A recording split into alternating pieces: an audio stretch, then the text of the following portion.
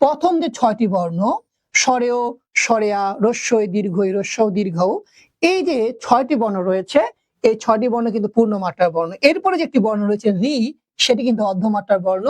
এবং মাত্রাহীন যে আরো যে 4টা বর্ণ রয়েছে, আমরা জানি মোট বর্ণ কয়টা আমাদের স্বরবর্ণ, মোট হচ্ছে 11টা। এই 11টার মধ্যে 6টা হচ্ছে পূর্ণমাত্রার, একটা হচ্ছে অর্ধমাত্রা, আমার 7টা গেল, বাকি 4টা, এই 4টা হচ্ছে মাত্রাহীন বর্ণ।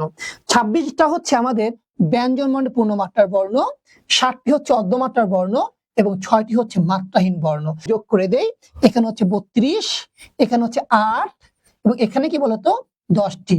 পরীক্ষায় অনেক বেশি পরিমাণ এই প্রশ্নটা এসে থাকে যে বাংলা বর্ণমালায় মোট মাত্রাহীন বর্ণের সঙ্গে কত, উত্তর হবে 10টি। ধরো যদি পরীক্ষা প্রশ্ন আসে বাংলা বর্ণমালায় অর্ধমাত্রা বর্ণ কয়টি, তাহলে উত্তর হবে 8টি। যদি পরীক্ষা প্রশ্ন আসে বাংলা বর্ণমালায় পূর্ণমাত্রা বর্ণ কয়টি, তাহলে আমরা কি লিখবো বলতো, লিখবো হচ্ছে 32টি।